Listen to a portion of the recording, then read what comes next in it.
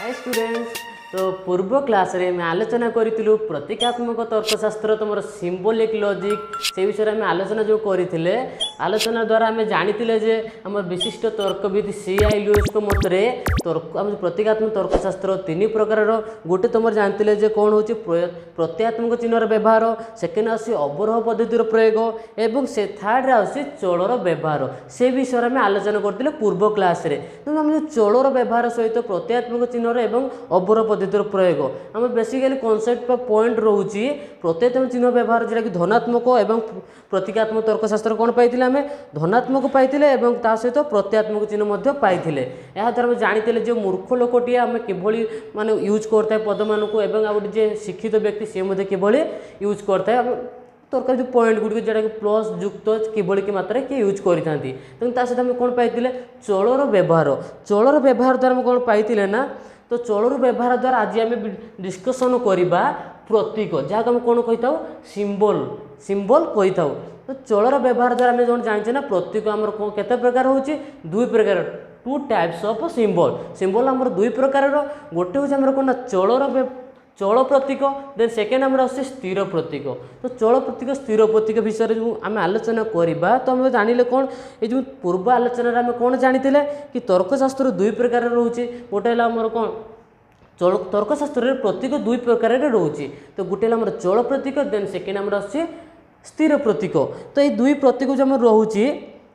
तो दुई प्रतीक विषय में आम आलोचना करवा। तो आलोचना करने द्वारा आम जाना जे चल प्रतीक क्या कहुए और स्थिर प्रतीक क्या कहुए प्रोपोजिशनल वेरिएबल्स चल प्रतीक इंग्लिश मीन्स आम कौन आसची प्रोपोजिशनल आमर वेरिएबल्स देन से विषय आलोचना करवा। तो प्रोपोजिशनल वेरिएबल्स अर्थ होची आम तो पूर्व जाचे चलर व्यवहार समय आम आलोचना करते चल प्रतीक कौन जानते चल प्रतीक बा चलांकर मूल्य चल प्रतीक बा चलांकर मूल्य सर्वदा परिवर्तनशील आम पूर्व क्लास रे विषय जानी कि कौन हो सर्वदा ये आम कौन हो परिवर्तनशील रोचे। फॉर एग्जांपल आम जो कही क ख ग या माध्यम जानी कौन जानते कि आम तुम चल प्रतीक आम जानी ना वर्णना बेले आम जानी सुविधा दृष्टि जेपरी आमर बीज गणित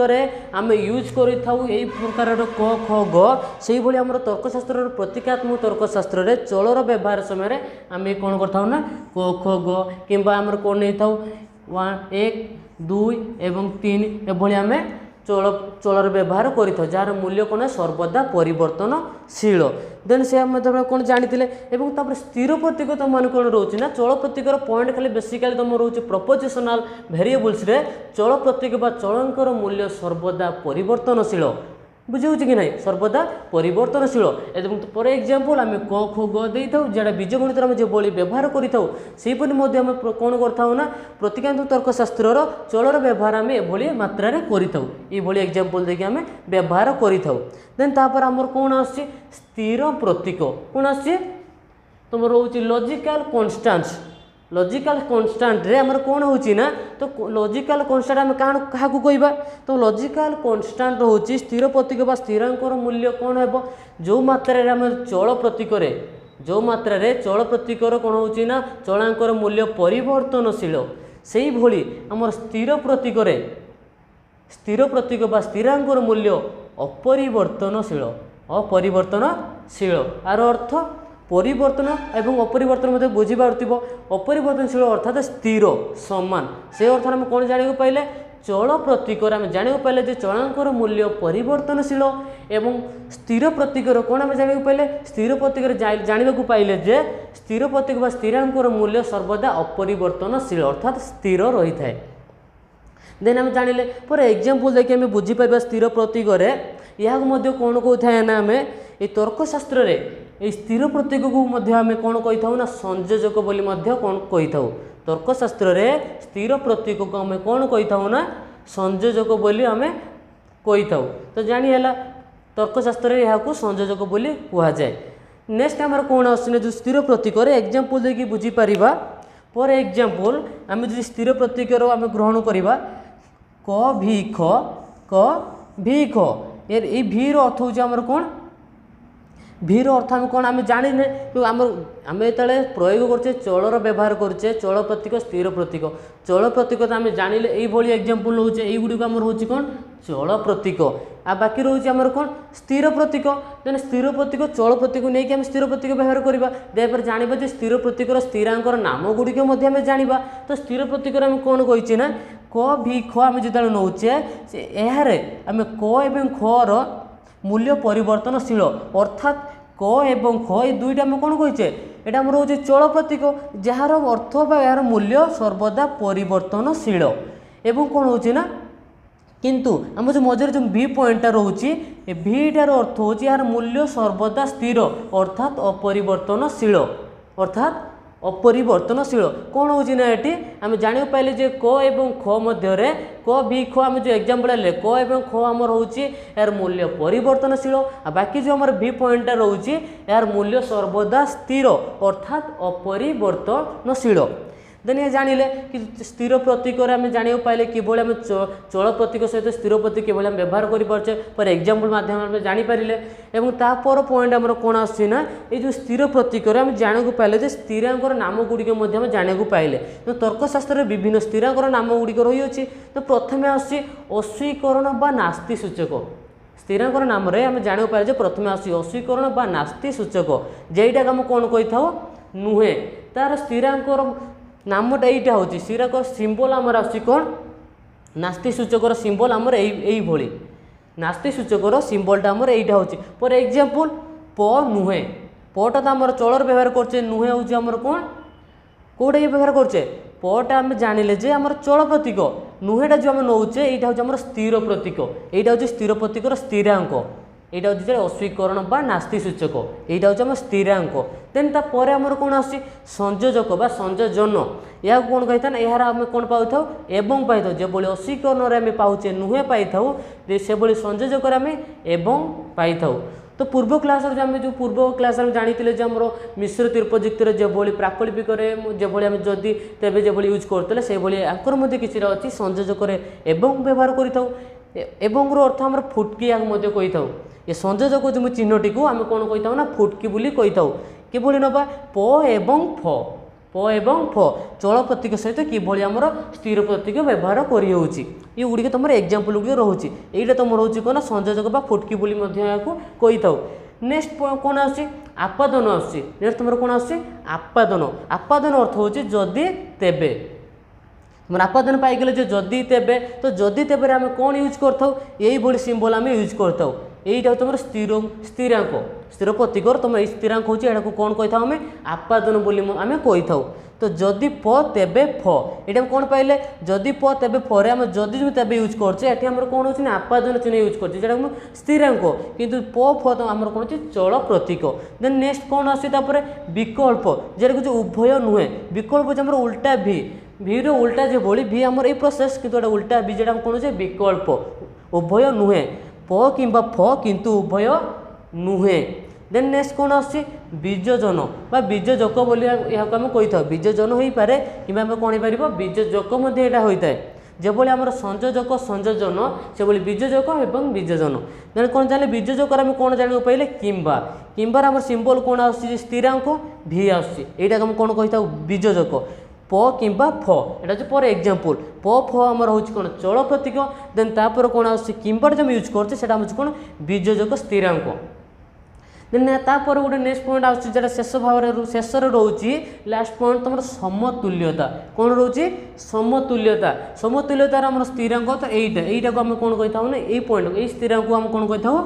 समतुल्यता अर्थात प समतुल्य फ प एवं फ जो आम व्यवहार करुचे प फ हूँ आम कौन चल प्रतीक जार मूल्य सर्वदा परिवर्तनशील एवं आम जो रोचे यहीटा को आम कौन कहते स्थिर प्रतीक जो व्यवहार करवा स्थिरांक जेटा आम समतुल्य कही था कौन करवा स्थिरांक व्यवहार करें तो आम जानिले कि स्थिर प्रतीक किभली स्थिरांक तर्कशास्त्र में रोचे केत गुड़े पॉइंट स्थिरांक रही से स्थिरांक गुड़िकर नामकरण जाने जेटा कि जानिले अस्वीकरण बा नास्ति सूचक नुहे फॉर एग्जांपल आम देले कौन प नुहे यही प स्थान में आम जो प नुहे लिखुचे आम ये लिखिपर कौन यार मध्य एग्जांपल देखिए आम बुझीपर तो एग्जांपल कौन हम ना यही चिन्हटा आम रन तापर कौन रही प प रहिबो अर्थात नुह स्थान रे हमर एई जो मु नास्ति सूचकर स्थिरांकटी को नबा एवं तापर प नबा अर्थात प नुहे आम जदि जितेबाला ये सूत्रटी को प्रयोग करवा देन आमर यही प्रोसेस रहिबो एई प्रोसेस सहित आमर पटी रहिबो पटा आमर चल प्रतीक एटा आमर कोन होची स्थिर प्रतीक जार स्थिरांक जार मूल्य सर्वदा अपरिवर्तनशील अपरिवर्तनशील देन जानिले कि आम अस्वीकरण आमर यही सिंबलटा रोचे ना नुहे संयोजक एवं जेटा आम फुटकी चिन्ह जेटा संयोजक बोली आम कही था आपादन जानिले जदि तेबे यह मत जानले एवं विकल्प रहा उभय नुहे विकल्प एटा मत जानले विकल्प आमर स्थिरांक वियोजकर आमर स्थिरांक मत जानले एवं ता सहित कौन जानले समतुल्यर स्थिरांक जानले एमानक मध्य आम कौन जाना पाइले ना ये जो रोचे आम 6टी पॉइंट रही अच्छी 6टी पॉइंट मध्य प्रथम जो पॉइंट रोचे आम जो 6टी पॉइंट मध्य अस्वीकरण बा नास्ति सूचक या जो नुहे आम कही था यार स्थिरांक जो आम ये पॉइंट रोचे यहाँ कौन कही था तार एग्जांपल देखिए प नुहे यहीटा कौन था जिते आम यहाँ व्यवहार करता अर्थपूर्ण होगापी ये अस्वीकरण बा नास्ति सूचक अर्थपूर्ण होगापी गोटे चलर आवश्यक करें कौन करता है गोटे प्रतीक चल प्रतीक आवश्यक करें कि आवश्यक करता है आम अस्वीकरण बा नास्ति सूचक गोटे चल प्रतीक आवश्यक करें देन ये कौन जाना पाइले आम कि अस्वीकरण बा नास्ति सूचक छड़ा आ बाकी जो आम रोचे 5टी पॉइंट से कौन करें ना माने अर्थपूर्ण होगापी चल प्रतीक जो व्यवहार करते अर्थपूर्ण होगापी 2टी चल प्रतीक व्यवहार करते 2टी चल प्रतीक आवश्यक रखी था कौ मैंने रखी था बाकी जो रोचे आम स्थिरांक गुड़िक संयोजक आपादन विकल्प वियोजक और ता सहित कौन रोचे तुम समतुल्यता ये जो बाकी 5टी रोचे से स्थिरांक गुड़िक अर्थपूर्ण होगापी कौन करते 2टी चल स्थिरांक 2टी चल प्रतीक आवश्यक करें बाकी जो रोचे आम अस्वीकरण बा नास्ति सूचक से अर्थपूर्ण होगापी मात्र गोटे चल प्रतीक आवश्यक करें देन आम कौन जाना पारे अर्थात आम जो लिखुचे प नुहे प बदल क मत दे पार ये कौन रहा मत सिंबलटा ये आम सिंबलटा नवा ये आम रोचे स्थिरांक आम नास्ति सूचक देन ता सहित आम ये दे था ये आम गोटे आम कौन करता ना गोटे प्रतीक चल प्रतीक आवश्यक करें फॉर एग्जांपल जो मुझे एग्जांपल देती ये कौन होना गोटे चल प्रतीक आवश्यक करी देन आम जापारे जे एग्जांपल मध्यम कि आम अस्वीकरण नास्ति सूचक अर्थपूर्ण होगापी मात्र गोटे चल प्रतीक आवश्यक करता है बाकी जो स्थिरांक गुड़ी आम रही अच्छी से कौन करता ना 2टी चल प्रतीक आवश्यक करता देन से आम कौन ताकू कही था ना बाकी जो आम स्थिरांक रही अच्छी 2 सीमांत कही था कौन कही आम 2 सीमांत स्थिरांक कहुए बाकी जो 5टी स्थिरांक रोचे यहाँ कौन कहे ना 2 सीमांत स्थिरांक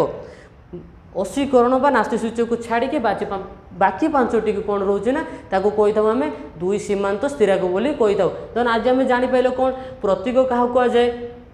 प्रतीक केते प्रकार एवं ता सहित चल प्रतीक स्थिर प्रतीक डिस्कसन कले या द्वारा आम कौन जाना पाइले स्थिरांकर नाम जानले एवं 2 सीमांत स्थिरांक क्या कहुए से नाम कौन जापारे तो आज के क्लास जब तुमको पसंद आसो क्लास को इजिली बुझीपार तेणु कौन कर ना लाइक कर सांग कौन कर सेयार कर बुझी जी न पार्छ से कौन करना कमेंट बॉक्स में जनइब जहाँद्वारा कि नेक्स्ट क्लास कौन करना बुझापी बहुत इजिली बुझापी तुमको चेष्टा करी।